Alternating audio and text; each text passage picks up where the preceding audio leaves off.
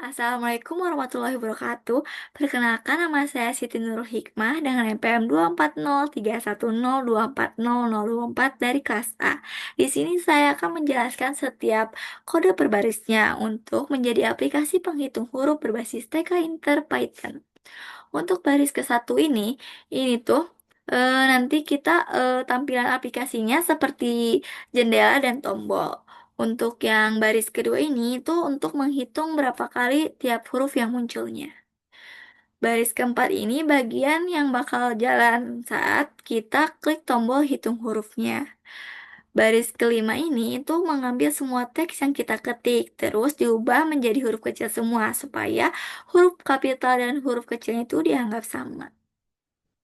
Di baris keenam ini itu untuk menyaring supaya hurufnya saja yang akan diproses. Jadi untuk angka, spasi, dan tanda baca itu nggak akan dihitung. Di baris ketujuh ini untuk menghitung total huruf yang valid tanpa spasi dan simbol.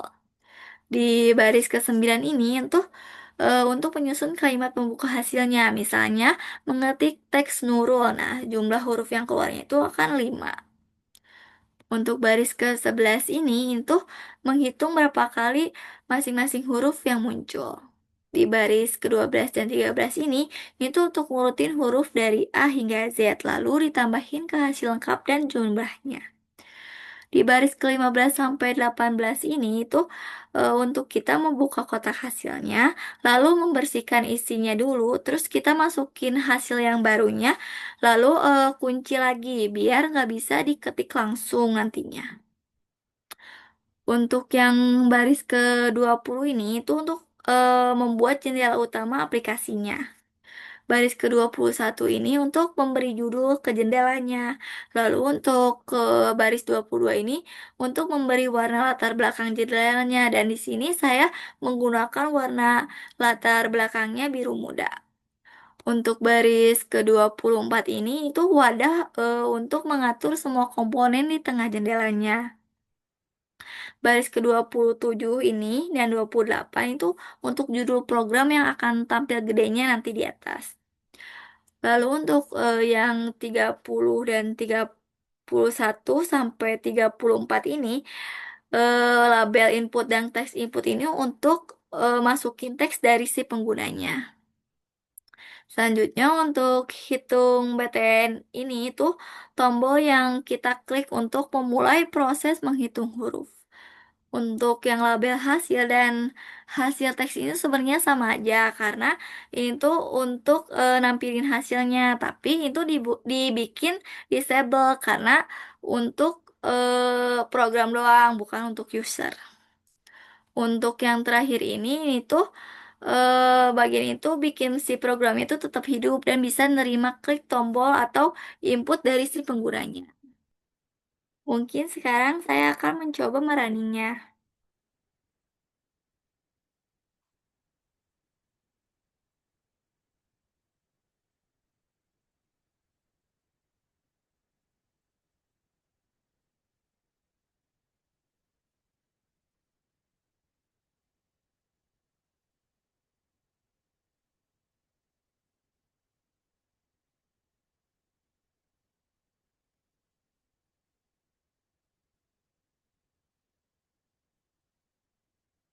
Nah, untuk aplikasinya sudah dibuka, lalu kita bisa masukin teksnya. Misalnya Nurul. Lalu kita klik hitung huruf dan kita di sini mendapatkan hasil. Untuk Nurul itu jumlah katanya ada 5, L-nya 1, N-nya 1, R-nya 1, dan U-nya 2. Mungkin untuk penjelasan aplikasi ke satunya cukup sekian. Mohon maaf bila ada salah kata selama menjelaskan. Jadi sekarang saya akan menjelaskan aplikasi kedua. Nah, untuk aplikasi kedua ini tidak jauh berbeda dengan aplikasi ke satu karena masih sama-sama menjelaskan setiap kode per barisnya. Tetapi di aplikasi kedua ini bertujuan membangun aplikasi berbasis Streamlit untuk membuat kata sandi atau password dan untuk menebak angka. Nah, tapi sebelum itu di sini saya akan menjelaskan file home terlebih dahulu. Nah, di file home ini baris ke satu ada import Streamlit SST. Nah, di sini tuh kayak kita bilang ke Python-nya kalau misalnya di sini saya akan menggunakan atau memakai fitur-fitur dari Streamlit. Oke, di baris ke empat ini tuh page title. Nah, di sini tuh kayak teks yang bakal muncul di tab browsernya. Jadi kayak judul si halamannya. Lanjut di page iconnya. Di sini tuh emoji kecil di sebelah judul. Di sini saya memakai ikonnya gembok dan kunci. Lanjut ada layout. Nah, layout ini tuh ngatur supaya si semua kontennya itu ada di tengah halaman. Nah, di baris ke-9 ini itu saya hanya menampilkan nama NPM dan kelasnya aja. Lanjut di baris ke-10 ini tuh saya menampilkan gambar yang dapat dari internet, yaitu dari Unplace yang nunjukin kayak gambar sebagai estetika aja. Lanjut di baris ke-11 ini tuh kayak judul besarnya, jadi kayak highlight utama di halamannya, yaitu aplikasi Streamlit. Lanjut di baris ke-12 ini tuh kayak subjudul yang kasih tahu nih inti dari aplikasinya tuh membuat password dan menebak angka. Nah, yang terakhir ini tuh kayak ucapan pembuka aja biar suasana ceria dan interaktif dan si aplikasi itu agar menarik juga. Oke, lanjut kita ke create password atau membuat password ini. Yang ke satu ada import Streamlit SST ini juga sama aja untuk digunakan membangun antarmuka web aja. Lanjut di baris kedua ini ada random yang digunakan untuk apa ya memilih kata dan simbol itu secara acak. Lanjut di baris keempat ini itu ada berisi banyak kata ya itu yang akan digunakan sebagai komponen pembentuk passwordnya nanti. Lanjut ke baris 14. Nah, ini tuh sebagai judul di halaman Streamlit-nya dengan emoji untuk menambah daya tarik visual aja. Lanjut di baris 16 ini untuk fungsi yang akan membuat passwordnya itu berdasarkan jumlah kata yang dipilih si penggunanya. Lalu ada simbol. Nah, simbol ini yang akan digunakan juga untuk menambah kompleksitas si passwordnya. Lanjut di baris 19 ini tuh kayak memilih si jumlah kata acak dari daftar katanya, yaitu daftar katanya di baris keempat. Oke, lanjut di baris ke-20 ini tuh untuk mengambil angka acaknya antara 1 sampai 9. Di baris ke-21 ini kayak menggabungkan gitu dari semua kata yang terpilih dari menambahkan simbol acak dan menambahkan angkanya. Lanjut ada return ini tuh kayak mengembalikan password lengkapnya. Jadi daftar kata yang dipakai dan angka sebagai informasi tambahan. Oke, lanjut ke baris 25 ini. Ini tuh kayak untuk menentukan berapa sih jumlah kata yang ingin dipakai dan bisa dari 1 sampai 10. Tapi biasanya menggunakan angka 3. Oke, lanjut di baris ke-27 ini tuh kayak nungguin si penggunanya itu buat klik tombolnya dan untuk memulai proses si pembuatan password. Nah, untuk baris 28 dan 29 ini tuh kayak fungsinya membuat password dan menangkap si hasilnya. Jadi password, kata-kata terpilih, dan angkanya.